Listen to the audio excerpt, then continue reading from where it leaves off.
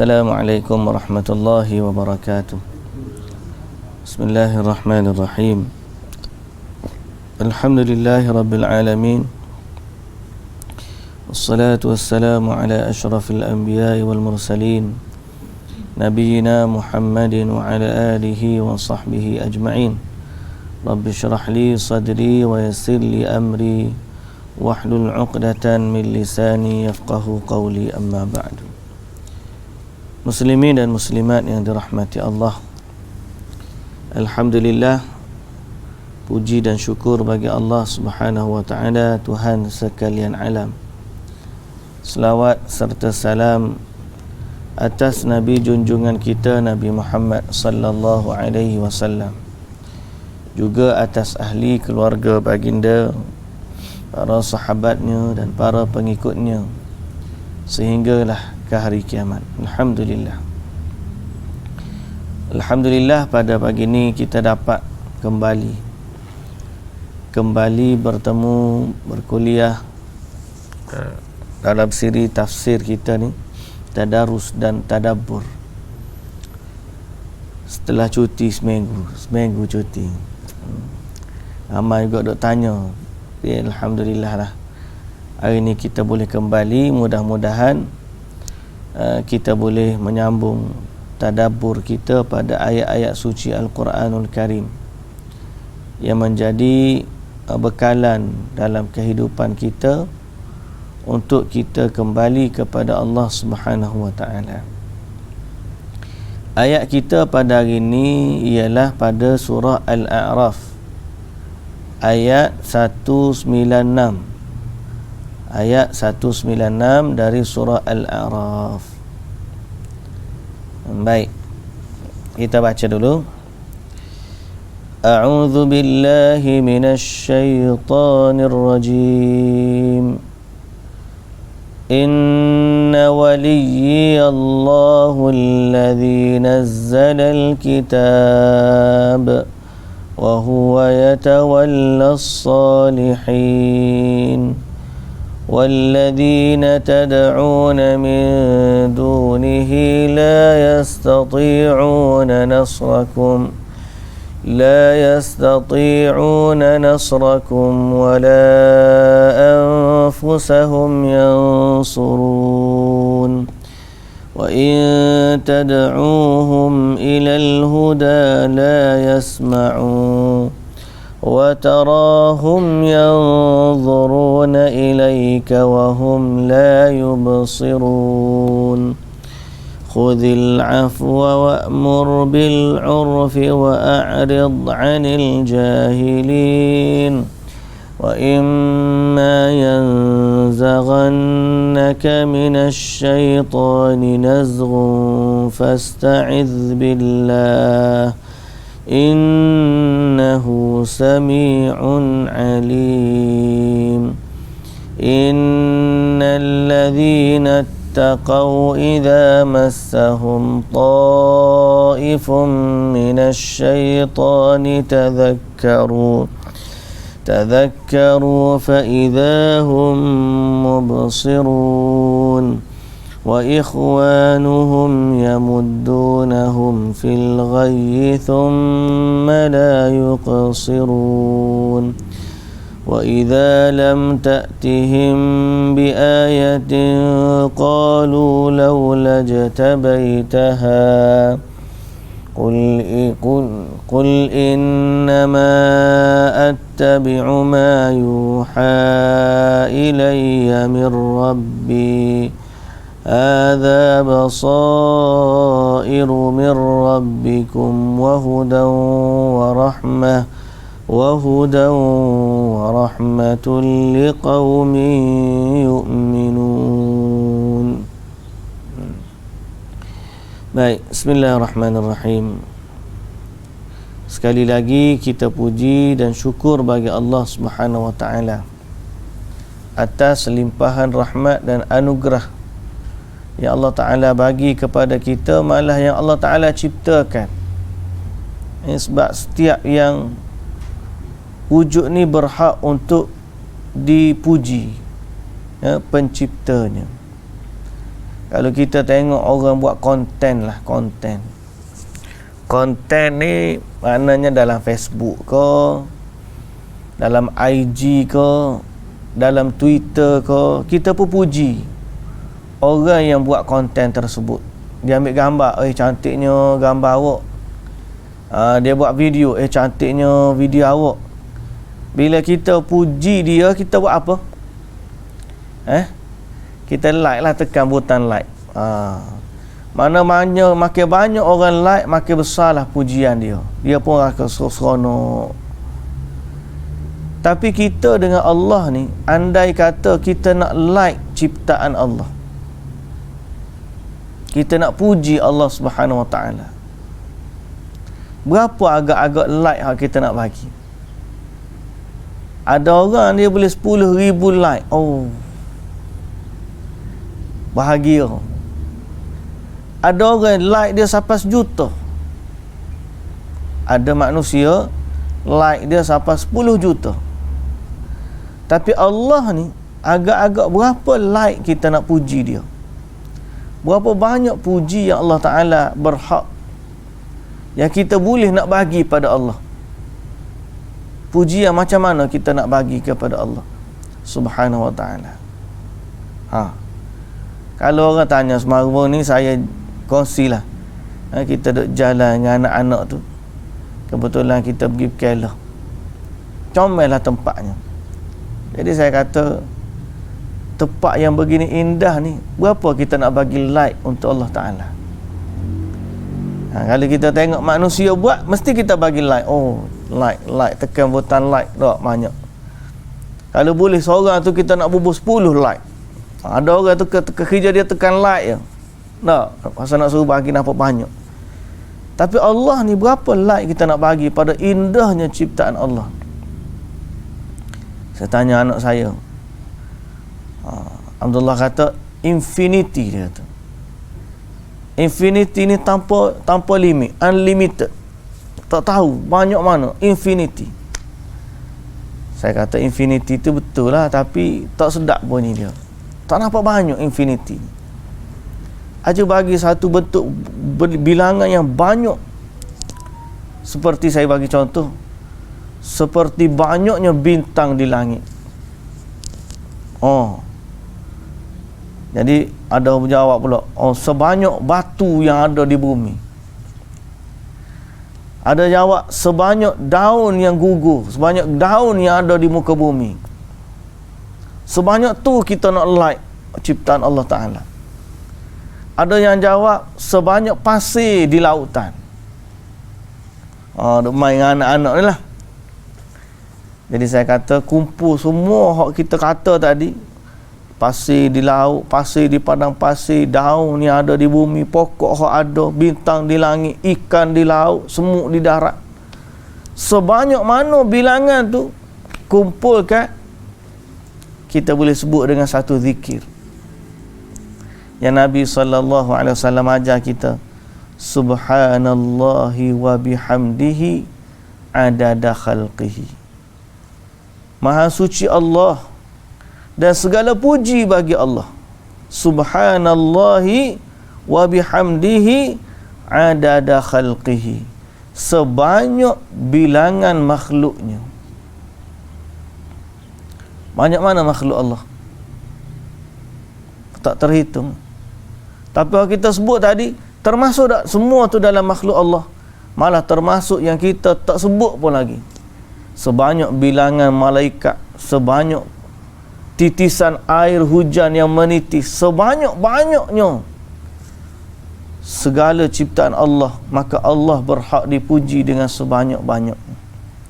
Subhanallahi wa bihamdihi adada khalqihi wa ridha nafsihi wa zinata arshihi wa midada kalimati. Jadi begitulah banyaknya kita puji Allah atas nikmat yang Allah Ta'ala bagi kepada kita.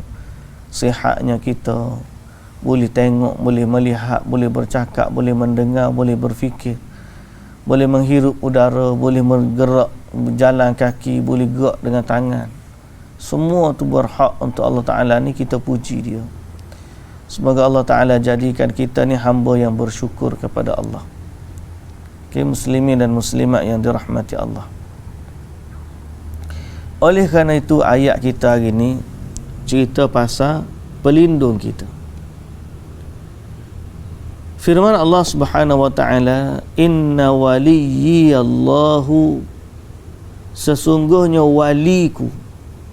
Wali ni waliku. Wali di sini maknanya penjaga.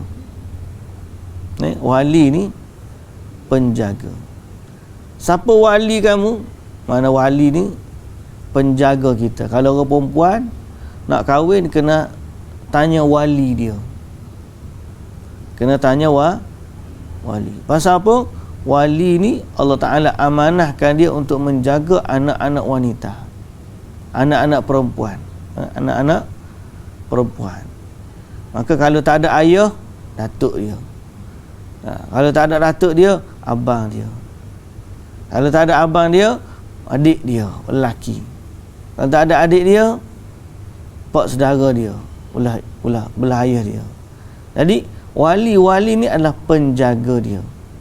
Tapi kita semua ni manusia ni ada penjaga dari kalangan manusia, dan ada penjaga yang mutlak, iaitulah pencipta kita, dan dialah penjaga pelindung kita. Kerana itu Allah Subhanahu wa Ta'ala firmankan kepada Nabi sallallahu alaihi wasallam, setelah daripada Allah cerita kecacatan yang ada pada berhala. Berhala ni kan tak ada apa-apa, zero, kosong. Tak boleh nak minta tolong. Kalau minta pun mereka tak dengar. Mereka tak ada tangan, mereka tak ada kaki yang boleh mereka bergerak dengannya. Mereka tak ada telinga yang boleh mereka dengar doa-doa. Mereka tak ada mata untuk melihat. Malah kalau nak lawan dengan Allah, jauh beza dia. Jadi berhala ni tidak layak untuk dijadikan pelindung, penjaga. Yang jaga kita semua ni sebenarnya adalah Allah Subhanahu wa Ta'ala. Dialah penjaga mutlak.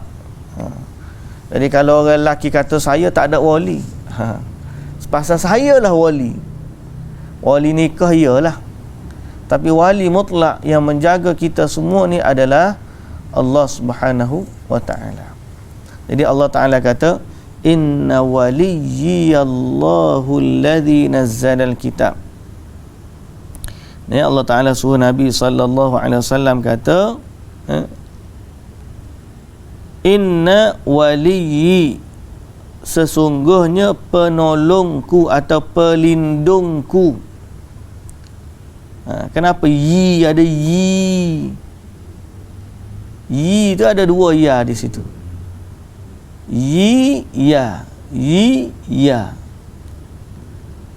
Yi yang pertama daripada kalimah waliyi, waliyun, waliyun, yu, yi, ya. Tu ya yang pertama adalah dari kalimah wali. Ya yang kedua adalah ya yang merujuk kepada mukhatab, dhamir mukhatab. Dhamir mukhatab ni dhamir kata ganti untuk orang yang bercakap. Mukhatab dah. Dhamir mutakallim, dia hak bercakap. Dia yang bercakap.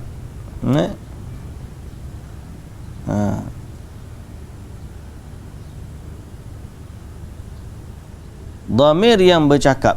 Inna waliyyi, sesungguhnya waliku. Mana kita nisbahkan kepada kita semua. Allah adalah penjaga kita semua. Alladhi nazzala al-kitab, yang telah menurunkan kitab Al-Quran. Wa huwa yatawallas salihin, dan dialah jua yang menolong dan memelihara orang-orang yang berbuat kebaikan. Jadi Nabi SAW ni diperintahkan untuk berkata, penolong Nabi adalah Allah, dan Allah lah juga penolong bagi orang-orang yang berbuat amal salih. Jadi siapa-siapa yang taat kepada Allah, ikut Nabi SAW, maka mereka itu dikira sebagai wali Allah. Wali Allah ni maknanya yang dijaga oleh Allah. Okay? Yang dijaga. Sebab tu kalimah wali ni, Tok Wali tu wali. Tok Wali ni ada dua. Satu Tok Wali hak nikah anak perempuan. Yang kedua wali Allah. Allah wali kita. Dan ada manusia menjadi wali Allah. Allah wali kita semua, makna Allah yang jaga kita semua. Manusia yang jadi wali Allah, maknanya bukan manusia tu jaga Allah, manusia tu dijaga oleh Allah. Jadi kalimah wali ni boleh jadi penjaga, boleh jadi yang dijaga. Kalimah wali ni boleh jadi penjaga, boleh jadi yang dijaga. Kalau merujuk kepada manusia, sesama manusia, kalimah wali ni dia penjaga. Kalau merujuk Allah kepada manusia, juga penjaga. Tapi kalau merujuk manusia kepada Allah, manusia itu dijaga. Kalimah wali itu maknanya Allah jaga dia daripada kesesatan, daripada kemudaratan. Itulah makna wa huwa yatawallas salihin. Dan Allah juga menolong dan memelihara orang-orang yang berbuat kebaikan. Walladzina tad'una min dunihi la yastati'una nasrakum. Dan benda-benda yang kamu sembah selain dari Allah tidak dapat menolong kamu. Bahkan mereka itu tidak dapat menolong diri mereka sendiri. Mereka itu tidak dapat menolong diri mereka sendiri.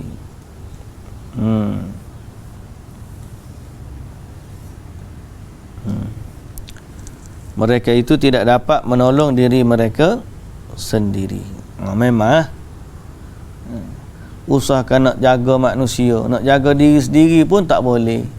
Ingat ada kisah yang kita sebut sebelum ni, kisah Amru Ibnul Jamuh, yang mana ada patung berhala akhirnya diikat dengan bangkai kambing, bangkai anjing. Padahal sebelum tu dia dah letak pedang siap-siap pada berhala dia. Kalau ada orang nak campak, lawan dia dengan pedang ni. Jadi akhirnya pagi tu sekali dengan pedang, sekali dengan batung, duduk terikat dekat bangkai anjing dalam telaga buruk. Jadi dia kata, kamu ni tallahi law kunta ilahan mustadan lam taku wal kalbu jami'an fi qarni. Ni katakan, demi Allah, kalau betul kamu adalah Tuhan, ini tempat bergantungnya, tempat orang minta tolong, nescaya kamu tidak akan duduk bersama dengan bangkai anjing dalam telaga ni. Jadi oleh kerana dia tak ada kuasa apa, maka tercampaklah dia. Jadi orang beriman kepada Allah, dia sedar benda ni, bahawa apa yang disembah selain dari Allah tidak dapat menolong. Usahakan pengikut dia, dia sendiri pun tak boleh nak tolong diri dia. Jadi macam mana dia nak tolong orang lain? Kerana itu keimanan kita kepada Allah jelas, bahawa kita menyembah Allah, Tuhan yang maha berkuasa, yang maha bijaksana, yang maha mendengar, yang maha melihat, yang maha perkasa, yang maha penyembuh, yang maha pemberi rezeki. Semuanya datang daripada Allah Azza wa Jalla. Baik. Wa in tad'uuhum ilal huda la yasma'u. Dan jika kamu menyeru benda-benda yang kamu sembah itu untuk mendapat petunjuk daripadanya, mereka tidak dapat mendengarnya. Tak ada maknanya kalau kita minta, nak minta petunjuk daripada dia, Dia pun tak dengar. Wa tarahum yanzuruna ilaika wa hum la yubsirun. Dan engkau nampak benda-benda itu memandangmu padahal mereka tidak melihat. Patung. Nah, kita tengok je macam dia perhati je kat kita. Padahal dia patung. Kadang-kadang pergi kat patung muka bunyi kayak mata beliau, tengok, takut tengok ke patung ni. Allah Ta'ala kata, mu nampak dia tengok ke mu, menggerunkan. Padahal dia tak nampak pun. Ni patung tu, patung berhala. Nah, ajaibnya manusia kena tipu di siang hari. Budak pun kita tahu tu tengok tu. Tu.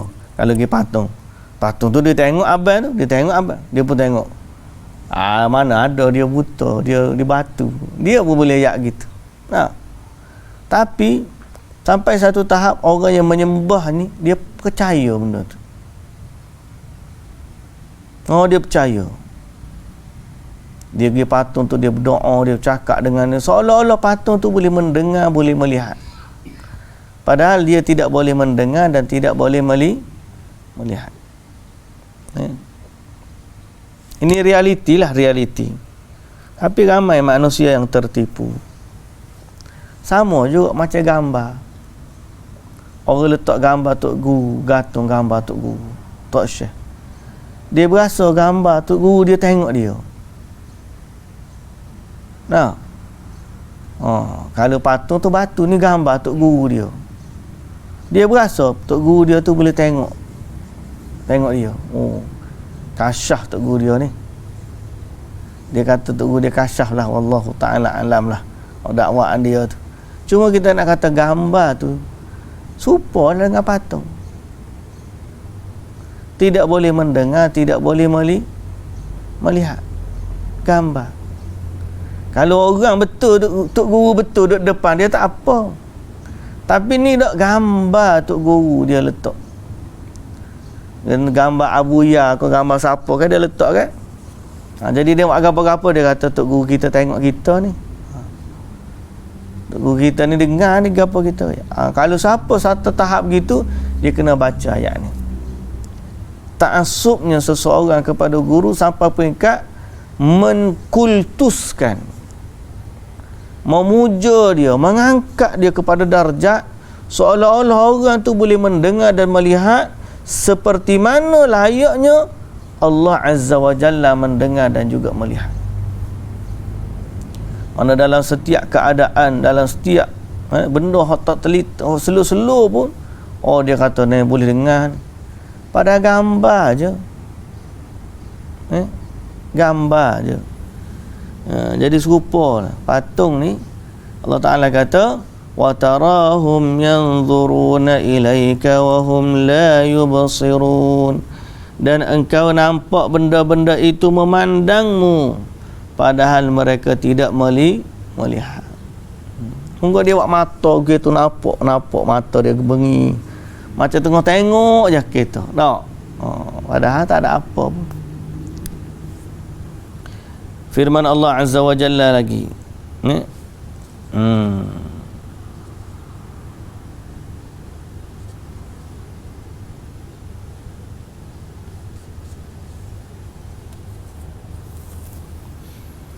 Khudhil afwa wa'mur bil 'urfi wa a'rid 'anil jahilin.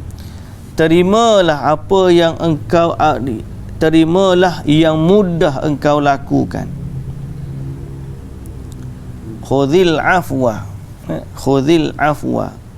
Afwa ni mudah-mudah. Bil afwi was sufhi. Anil musyrikin 10 sinin. Kata Abdul Rahman bin Zaid bin Aslam, Allah Ta'ala memerintahkan Nabi supaya memberi kemaafan kepada orang musyrikin selama 10 tahun. Kemudian Allah memerintahkan mereka supaya Allah memerintahkan Nabi supaya bertegas dengan mereka. Dan berkata ulama tafsir yang lain dari Mujahid, khudhil afwa ay min akhlaqin nas wa a'malihim min ghairi tajassus. Terimalah kemaafan daripada manusia dan amalan mereka tanpa perlu diselidiki. Kalau orang minta maaf, maafkanlah.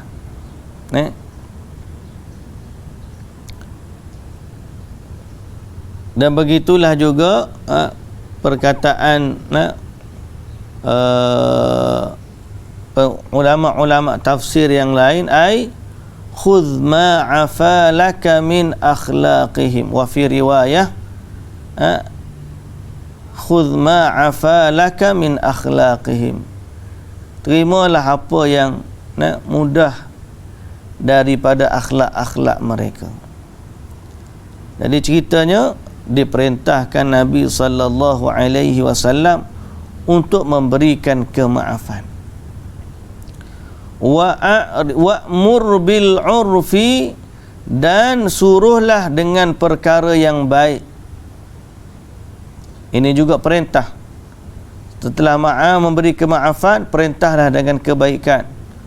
Wa'rid 'anil jahilin, dan berpalinglah, yakni jangan dihiraukan orang-orang yang jahil, yang degil dengan kejahilannya.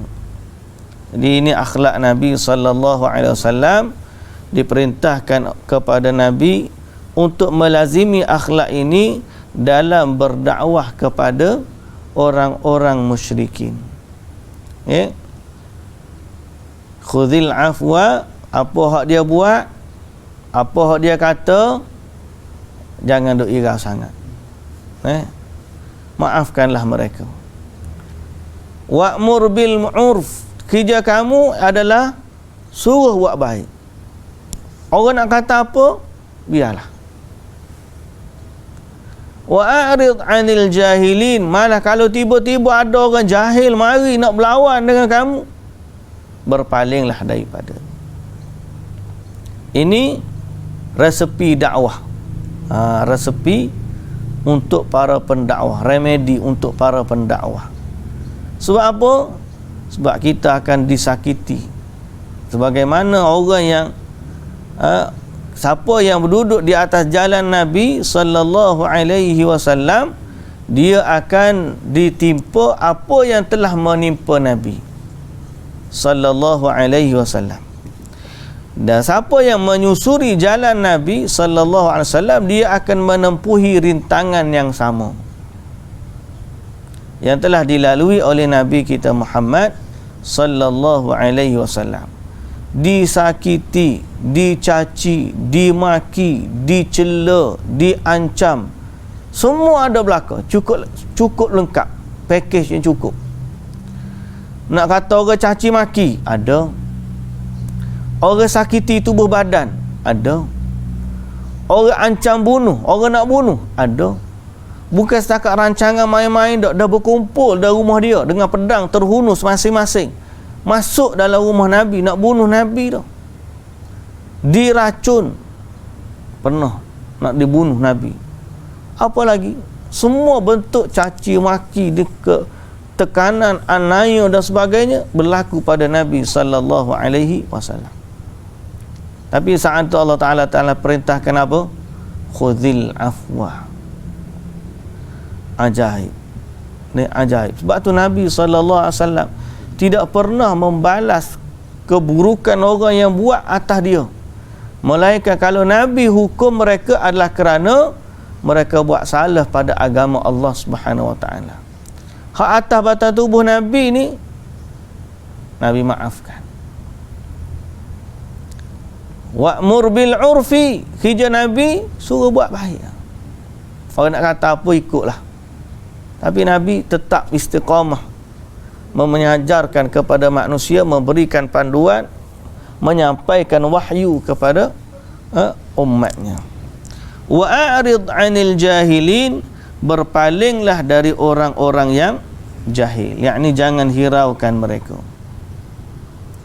Dalam riwayat Al-Bukhari dalam riwayat disebut oleh Ibnu Jarir dan Ibnu Abi Hatim dalam tafsirnya dengan sanadnya dari Sufyan, yakni Ibnu Uyainah an ummi qala lamma anzala Allahu azza wa jalla nabiyahu khudhil afwa wa'mur bil 'urfi wa a'rid 'anil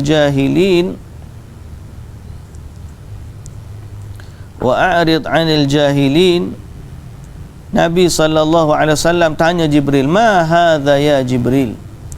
Jibril, ayat ni apa dia ayat ni? Qala inna Allaha amaraka an ta'fuwa 'amman zalamaka wa tu'ti man haramaka wa tasilu man qata'ak. Sebagaimana diriwayatkan oleh Ibnu Jarir At-Tabari dengan sanad dia. Begitu juga Ibnu Abi Hatim, dia kata waktu Nabi sallallahu alaihi wasallam turun ayat ni, dia tanya Jibril, apa ni? Jibril kata Allah Ta'ala perintahkan supaya kamu memaafkan orang yang buat zalim kepada kamu, kemudian tu'ti man haramaka, kamu memberi kepada orang yang mengharamkan kamu. Kalau orang buat naya kat kamu, kamu balas kebaikan dia, kamu balas keburukan dengan kebaikan. Wa tasilu man qata'ak, dan orang yang putuskan silaturrahim kamu hubungkan. Dan ayat ni datang dalam riwayat Al-Imam Al-Bukhari, cerita tentang Umar radhiyallahu anhu.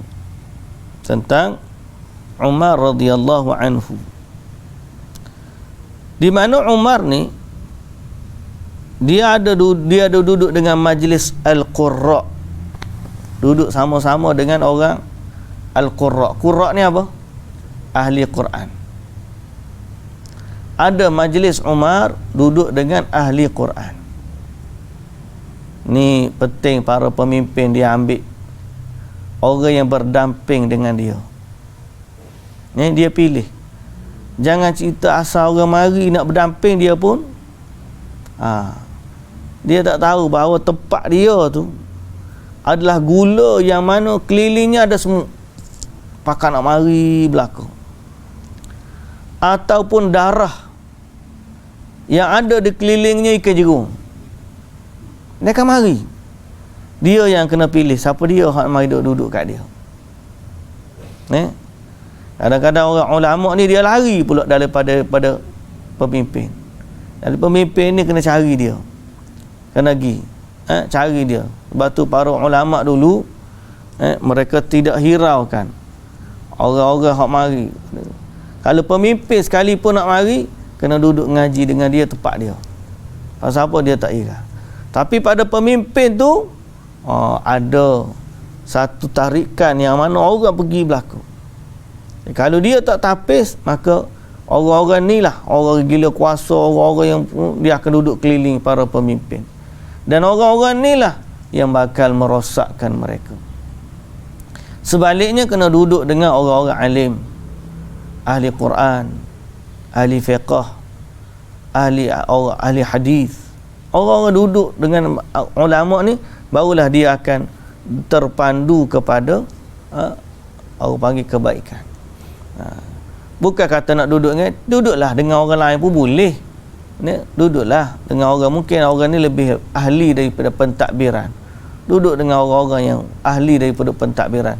Tapi dalam masa yang sama, jangan dilupakan ahli-ahli Al-Quran, ahli fiqh, ahli alim ulama ni, agar kita pemimpin tersebut mendapat panduan dan pengajaran dalam kepimpinannya. Jadi berbalik kepada cerita Umar Al-Khattab radhiyallahu anhu. Umar ni dia ada duduk dalam majlis. Dia ada majlis Umar ni pergi jumpa. Kan kita pernah dengar Umar ni duduk dengan orang-orang ahli perang Badar.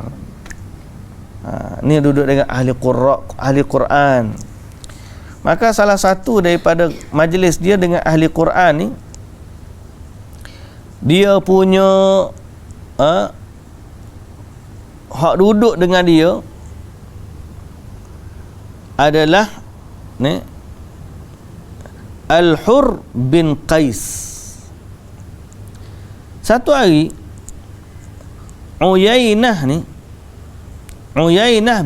bin Hasan bin Hudzaifah, hak cerita ni daripada riwayat Al-Imam Al-Bukhari.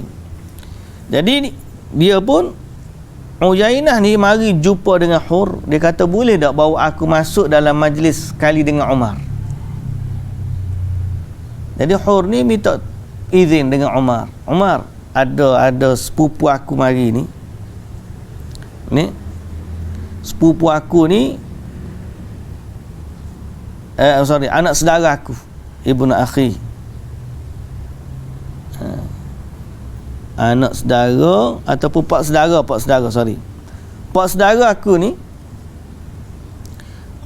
aku ni dia mari nak duduk mari sekali. Boleh tak? Boleh lah, masuk. Maka duduk pun, walaupun begitu wa kana al-qurra ashabu majalisi Umar wa musyawarati kuhulan kanu aw syabbana. Ada kalau dalam majlis tu orang tua dan orang muda. Berkatalah Uyainah kepada anak saudara, ya ibna akhi laka wajhun inda hadzal amir fasta'dhan li alaihi. Dia minta, maka bolehlah masuk. Bila masuk Umar, si pak saudara ni tu cakap kepada Umar, hei ya ibn al-Khattab. Rupanya dalam bahasa Arab ada juga hei ni. Hei, ha ya bawah, bagi bawah. Hei ya ibn al-Khattab, fa wallahi ma tu'tina al-jazal wa la tahkumu bainana bil adl.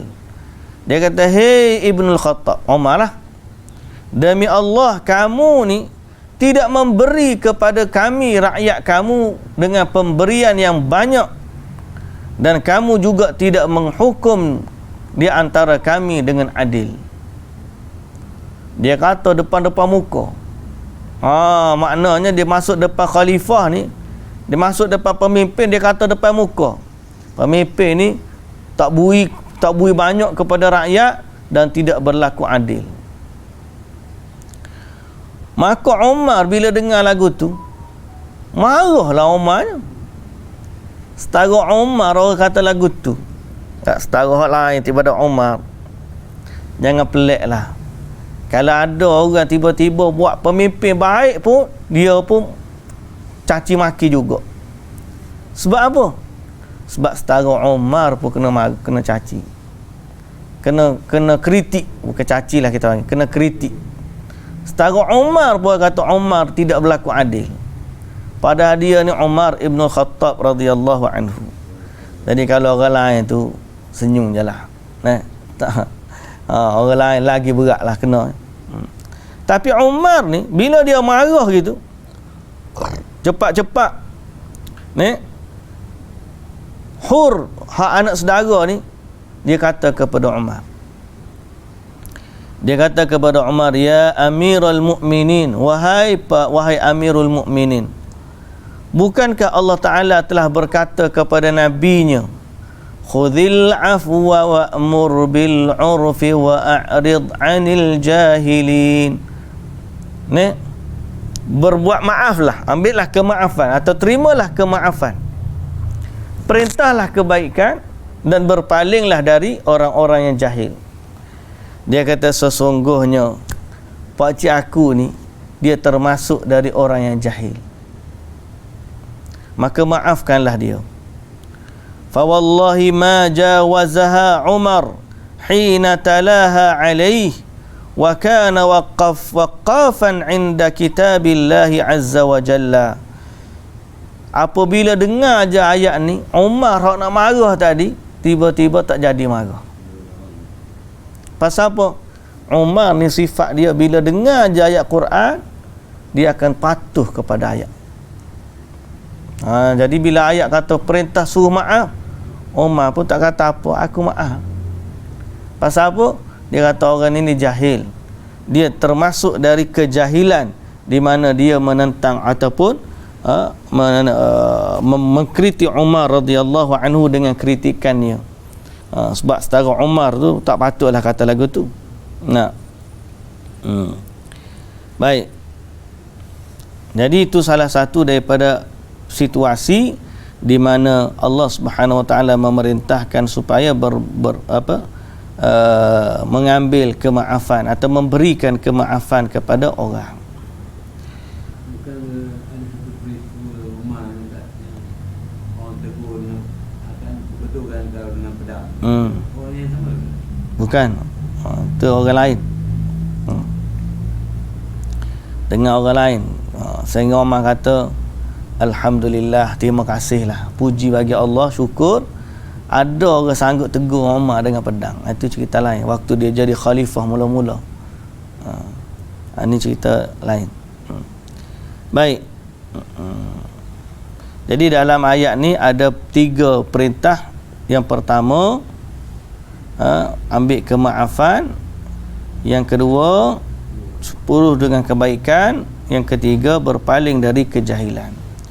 Ayat seterusnya, wa imma yanzaghannaka minasyaitani nazghun fasta'idz billah innahu huwas samiul alim.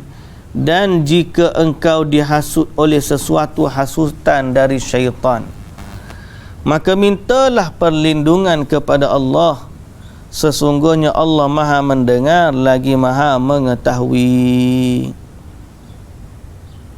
Okey.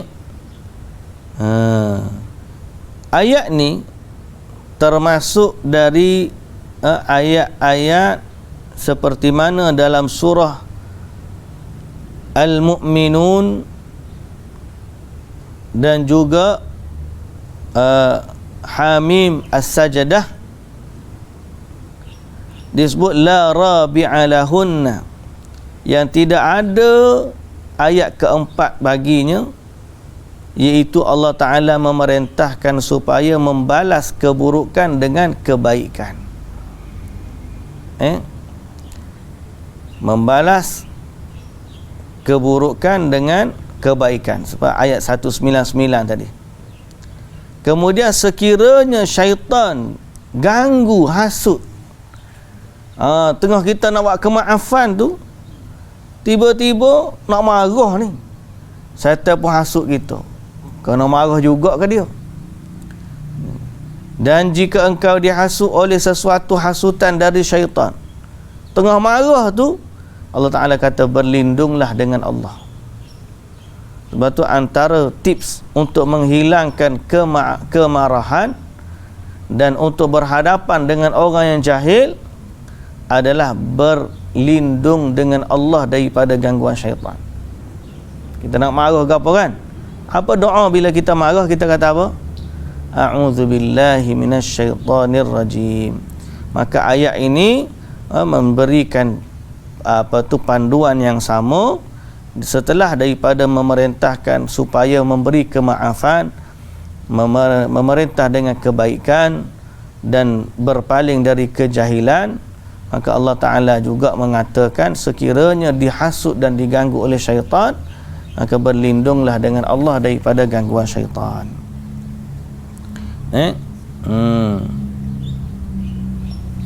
Innahu huwas sami'ul alim. Sesungguhnya dia itu Maha mendengar lagi Maha mengetahui.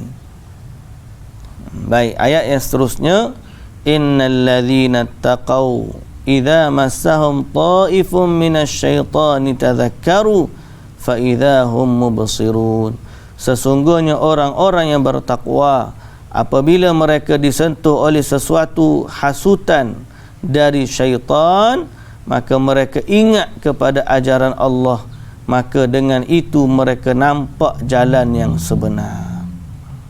Jalan yang benar. Jadi sifat orang yang beriman ni, apabila dia tersalah atau terikut hasutan syaitan, dia akan cepat-cepat untuk mengingati Allah Subhanahu wa taala. Cepat-cepat untuk mengingati Allah Subhanahu wa taala. Maka ada orang tafsir dengan marah, ada orang tafsir dengan gangguan syaitan, ada orang tafsir dengan dosa. Semua ni orang tafsir dengan melakukan dosa. Tazakkaru, mereka ni cepat-cepat ingat. Jadi ingat tu maknanya ingat kepada Allah, kemurkaan dia, lalu mereka bertaubat. Orang bertakwa ni bila dia buat salah ataupun diganggu oleh syaitan, dia cepat-cepat ingat kepada Allah, sama ada dia bertaubat atau isti'azah atau minta perlindungan dengan Allah Subhanahu wa taala, fa idzahum mubsirun, maka dengan itu mereka akhirnya nampak jalan yang benar. Mereka akhirnya nampak jalan yang benar, ay qad istaqamu wa sahhu mimma kanu fihi, akhirnya mereka kembali kepada jalan yang lurus. Ini antara tips juga kepada kita apabila kita ni sudah orang panggil tersalah, tersilap, sama ada tersalah pada perkataan, pendengaran atau pandangan, dengan sebab gangguan syaitan, maka cepat-cepatlah bertaubat kepada Allah, cepat-cepatlah berlindung dengan Allah daripada gangguan syaitan. Maka dengan itu insya-Allah Allah Ta'ala akan memberikan jalan yang benar. Innal ladzina taqaw idza massahum ta'ifun minasyaitan tadhakkaru, cepat dia beringat, fa idzahum mubsirun, maka dengan itu mereka nampak jalan yang benar. Wa ikhwanuhum yamuddunahum fil ghayyi thumma la yuqsirun, sedang saudara-saudara syaitan. Ada orang ni jadi saudara syaitan. Orang beriman kena hasut juga, tapi dia cepat dia teringat kepada Allah. Bila ingat kepada Allah, dia berlindung, maka Allah selamatkan dia. Adapun orang-orang lain yang tidak beriman kepada Allah, yang tidak ingat kepada Allah, yang menjadi saudara syaitan, wa ikhwanuhum yamuddunahum, kalau saudara syaitan dia teringat kepada Allah, maka dibantu oleh syaitan-syaitan itu dalam melakukan kesesatan. Syaitan tolong pula dia. Kalau orang lain, orang beriman, dia berlindung kepada Allah. Orang yang tidak beriman kepada Allah, datang syaitan, dia pun terikut dengan hasutan syaitan, maka syaitan tolong dia pula buat benda-benda yang dia hasut tu. Buat jahat, syaitan tolong pula dia buat jahat. Nak berzina, syaitan tolong dia berzina. Nak berjudi, syaitan tolong dia berjudi.